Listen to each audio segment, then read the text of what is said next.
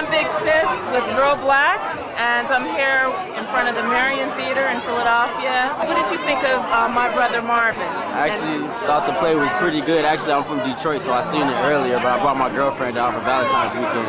So you saw it twice, here in Philadelphia as well as Detroit? Yes, ma'am. Yes, awesome. Is there any differences between the two? Actually, I thought this one was just a little bit better. It seemed like they had more time, so they added little extra things that they didn't have in the first one, but the first one was great, actually. It's fabulous, absolutely wonderful, and Keith Washington is gorgeous. Gorgeous, gorgeous. I didn't even recognize handsome. But I'm just glad to be able to know the real story behind Marvin Gaye, what really happened. I enjoyed the play. It was fabulous. I thought the music was wonderful. I thought that the people had excellent voices, and they really did a wonderful job creatively sharing the story of Marvin Gaye. I just would encourage everybody to come and see it because it was wonderful. Thank you.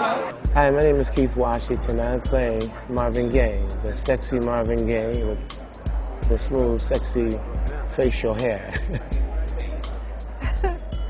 Hi, I'm Viola Gaye. I'm Marvin's baby sister, and I am the writer of this play. How you doing? I'm Clifton Powell.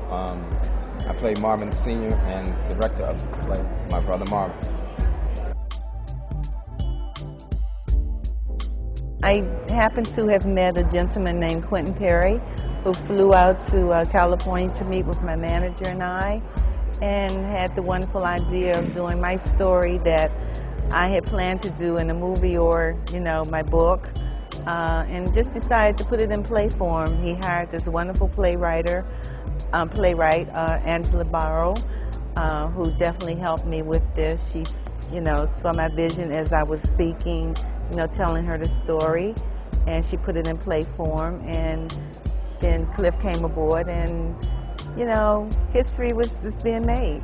This is my first time directing theater, or television or film.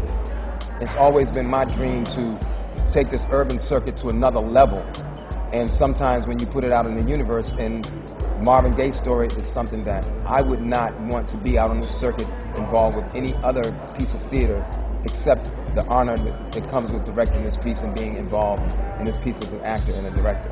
The play starts actually when Marvin was a kid, up until Marvin is in his 20s to 30s, and up until the age that I play Marvin. There's actually 3 Marvins. There's a young kid, and then there's another gentleman that plays the middle-aged Marvin. And I play the Marvin that everyone, you know, the what's going on Marvin.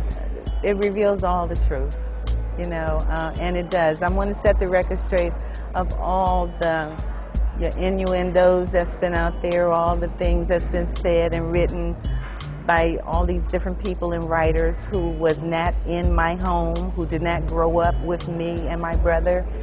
People need to realize that Marvin was my brother before he was a superstar, a husband, a Motown artist, whatever. He was my brother first. I knew him. So I'm telling the story from the family's perspective of growing up with him, the relationship between he and my father, what would lead up to that tragic day. I'm not holding back any punches, and I'm doing this to set my family free and also myself. I think Marvin Gaye Sr. was a child of God who came out of an environment, you know, and one of the things that we talk about in this play is how we pass dysfunction down the line. And it starts when you're a child. You know, his mother was tough on him. He transferred a lot of that to Marvin and Viola and Frankie and Jeannie. And basically parents raise their children the way they've been raised. And then coming from a different era, you know, he was a disciplinarian, and there were a lot of other different things going on, and we just trying to portray, you know, he still was human, and he was a good person, you know, but he had issues and things that he had to deal with. My father wasn't as hard on Marvin as some people think. Yes, Marvin was a very different child, and because I believe God touched him early, and back in that era, we didn't understand that. He was looked at as being a kid that was just rebellious, but it wasn't like being rebellious. He was in his own thing with God then. I have to tell you, I watched the play from the beginning to the middle to the end.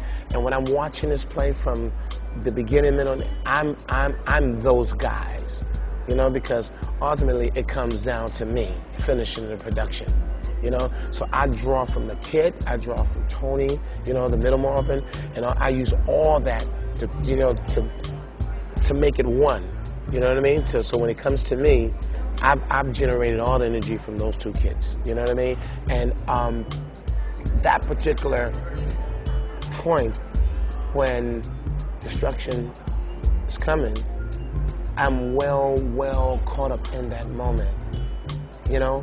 I'm well caught up in it, and I do not, and every night I make it not like you know, I know what's going to happen. I don't live it by that.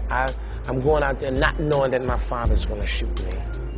You know, even though it's a play, I know, we all know what the outcome is, but I go and into this as though every night I don't know what's going to happen, but I know if I put my hands on my father, you know, from the words that he said to me as a child, that this would happen. And, you know, so every night is very fresh and new, and it's very painful.